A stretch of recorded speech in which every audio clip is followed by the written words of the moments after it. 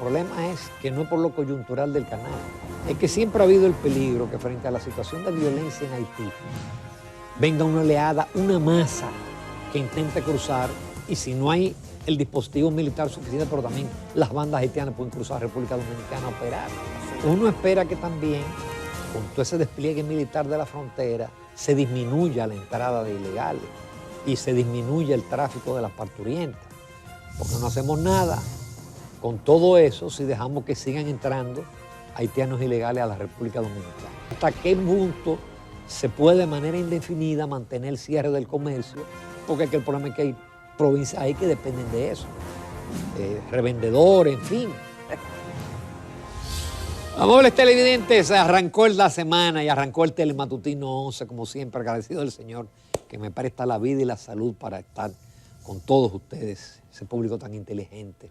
Buenos días a todos, buenos días Jacqueline Morel. Hola Ramón, buenos días. Buenos días República Dominicana, comienza la semana, lunes 18 de septiembre. Y aquí estamos llenos de optimismo para comenzar esta semana. Vamos a comentarles, como siempre, los temas que generan debate, que generan interés en la opinión pública nacional e internacional. Y hoy tenemos como invitado también, después de nuestros comentarios, al doctor Juan Miguel Castillo Pantaleón. Oportuna su visita en su calidad de ex juez y experto en temas migratorios. Ayer el presidente habló y dijo lo que todo el mundo esperaba que debía decir, es decir, que se mantendrían las medidas hasta tanto los haitianos paralicen la construcción del canal o del trasvase, porque más que un canal es un trasvase. Habló de la seguridad de la frontera, habló de que este canal lo construyen incontrolables. En fin, yo creo que fue un mensaje breve y dijo lo que tenía que decir. Bueno, para mí fue excelente la participación del presidente Luis Abinader, un mensaje de 8 minutos, muy bien articulado, muy bien leído. Obviamente fue con teleprompter, pero se veía con mucha naturalidad, muy buen manejo escénico.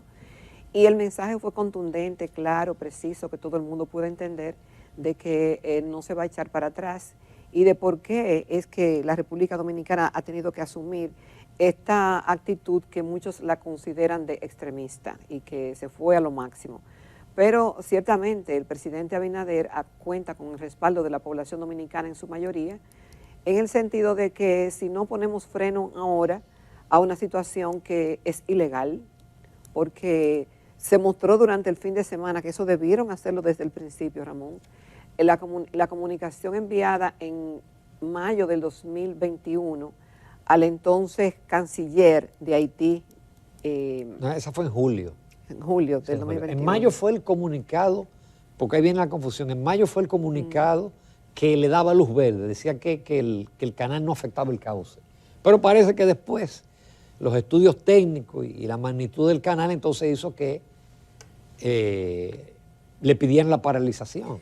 Mira, hay una comunicación muy bien argumentada porque de parte del canciller Roberto Álvarez, a su homólogo haitiano en su momento, en el sentido de que ahí se exponen aspectos medioambientales, técnicos, cómo afectaría a productores dominicanos, cómo afectaría el medio ambiente, vuelvo y repito, y también la violación que se incurría por el tratado de 1929. Entonces no fue que el gobierno dominicano no hizo nada. En su momento se paralizó la construcción a la muerte del presidente Jovenel Moïse, pero fue reanudada hace unas cuantas semanas y a pesar de las advertencias del gobierno dominicano no obtemperaron y continuaron esa construcción ilegal. Entonces hay que poner un tope, hay que poner un freno a esa situación porque pueden venir otras cosas. Algunos han calificado esto como una provocación de parte del gobierno haitiano y de los haitianos hacia la República Dominicana, y el gobierno ha respondido con el cese de la frontera, el cierre de la frontera por vía marítima, aérea y terrestre, así como la suspensión de visados hacia haitianos y tampoco la entrada, no permitiendo la entrada al país de los que están involucrados en la construcción. Uno espera que también, con todo ese despliegue militar de la frontera, se disminuya la entrada de ilegales y se disminuya el tráfico de las parturientas, porque no hacemos nada con todo eso si dejamos que sigan entrando haitianos ilegales a la República Dominicana. Bueno, dice la prensa, Ramón, que hay un éxodo de haitianos hacia Haití, que lo están dejando pasar por una puertecita y que yo no sé si ven las deportaciones, cómo lo están haciendo, si la frontera está cerrada. Pero las últimas informaciones que se tienen es que se han arreciado las deportaciones y que se ha incrementado la seguridad en la frontera. Ese dispositivo de seguridad, cabe destacar que cuesta millones de pesos. Ese despliegue que algunos han considerado que es un llamado a guerra, yo creo que es resguardando la frontera porque no se sabe la reacción que van a tener del lado haitiano. De hecho, se han producido protestas del otro lado. Eso debe ser casi permanente, porque el problema es que no es por lo coyuntural del canal, es que siempre ha habido el peligro que frente a la situación de violencia en Haití venga una oleada, una masa que intente cruzar, y si no hay el dispositivo militar suficiente, pero también las bandas haitianas pueden cruzar República Dominicana a operar. Así es, Ramón. Mira, no solamente por lo coyuntural del canal, es que ahí debe de haber una vigilancia permanente, robusta, bien equipada, sí. Que cueste, bueno, pero es el precio de la soberanía. ¿Hasta cuándo se podrán mantener estas medidas? Porque yo no me imagino ese grupo de haitianos o el gobierno que ahora apoya y que le tiene tropa protegiendo al canal, que los haitianos, porque si los haitianos entre ellos no se entienden, yo no sé cómo ellos van a echar hacia atrás y hasta qué punto se puede de manera indefinida mantener el cierre del comercio, porque el problema es que hay provincias ahí que dependen de eso, revendedores, en fin, y parte de una industria que depende de eso, pero bueno, mira, el tiempo dirá. Hay muchas aristas. El presidente dice que este precedente de una obra de riego construida de manera unilateral puede conducir a una escalada de construcciones que acabarían con el río y las aguas. Además, explicó que la construcción del canal podría afectar el caudal del río en la zona baja, perjudicando a unas 14.000 tareas de terrenos cultivables, a unas 10.000 tareas del territorio haitiano. Y ahí dice el número de los productores dominicanos y haitianos que serían afectados. Pero yo me pregunto, Ramón, si la República Dominicana mantiene la postura, pero aún así se sigue construyendo el canal, ¿qué va a pasar con esos daños que va a provocar? ¿Quién lo va a detener?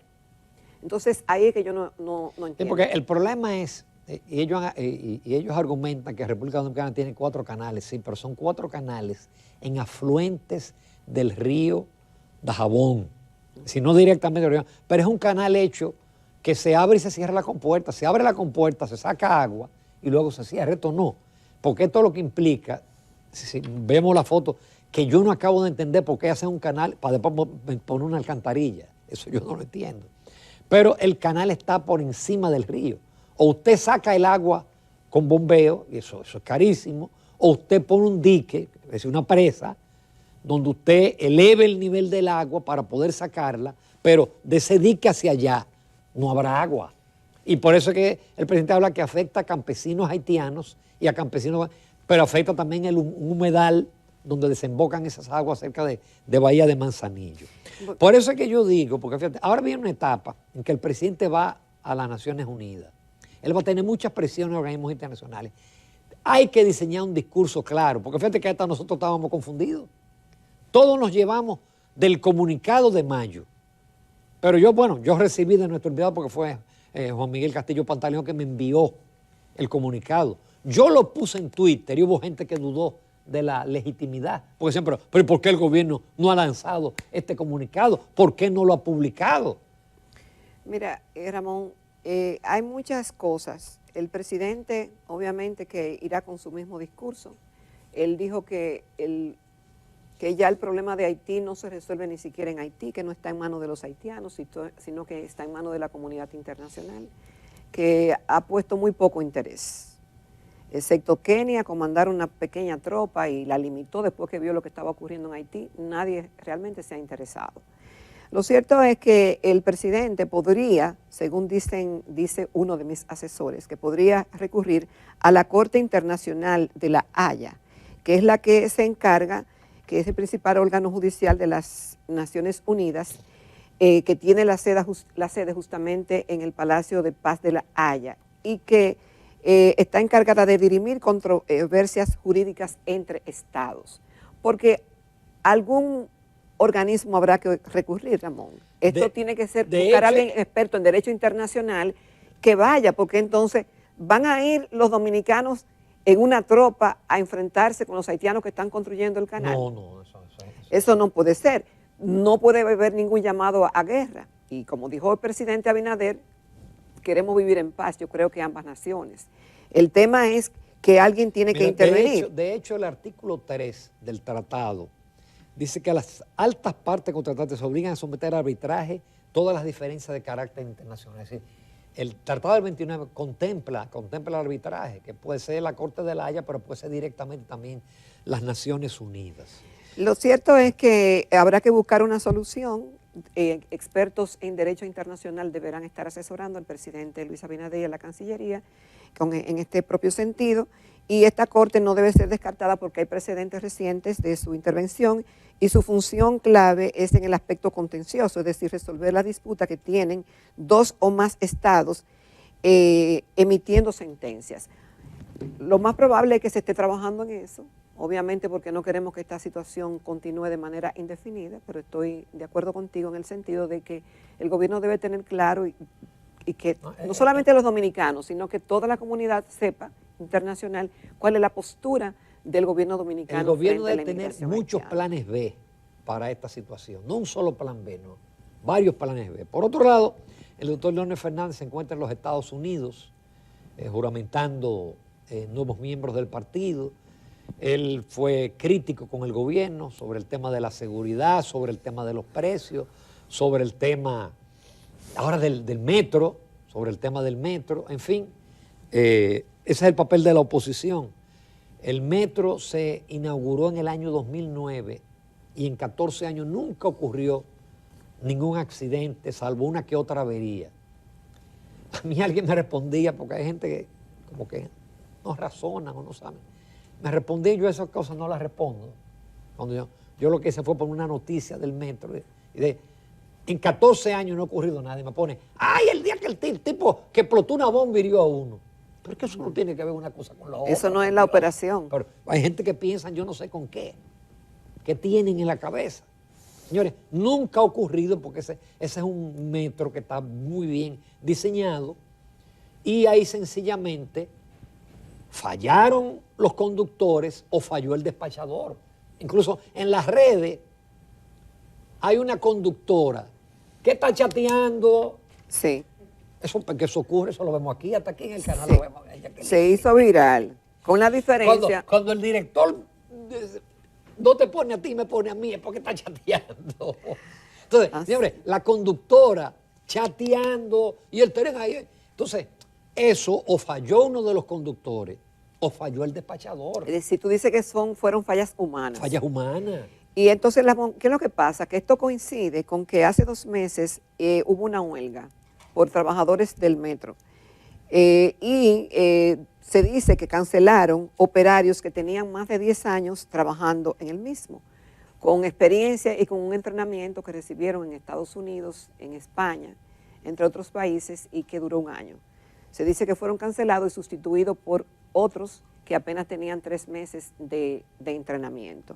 Coincide con eso, Ramón, y el tema de que fue un error, parece, aunque no se ha dado un reporte oficial, que parece que fue un error humano. El periódico... Pudo haber costado muchas vidas. Mira, afortunadamente 9 heridos y inicialmente había 2 internados y solamente ahora hay un internado. Pero eso pudo haber sido catastrófico. Mira, el periódico Diario Libre hizo un reportaje en el día de ayer donde se preguntaba ¿por qué habrían chocado de frente 2 trenes del metro de Santo Domingo? Y dice, la única manera que ocurra un evento de esta naturaleza es que el conductor anule el sistema de seguridad del tren. Entonces, ahí habla de que justamente en los 14 años que tiene operando el metro no había ocurrido ningún accidente. Y chocaron de frente próximo a la estación Mamatingó en Villamella, dejando por lo menos 9 personas heridas y el pánico entre los afectados. Solo una falla humana o negligencia del conductor puede causar una colisión. Y ahí habla del sistema del tren descendido, que no hay forma de que ocurra un accidente, y habla de algunos aspectos técnicos que obviamente son en cierta forma, dan soporte, pero no dejan de ser una especulación ante el hecho de que no se haya producido hasta ahora un informe oficial de lo ocurrido. Fue lo mismo que ha pasado en diferentes áreas, lo que pasó con la tarjeta.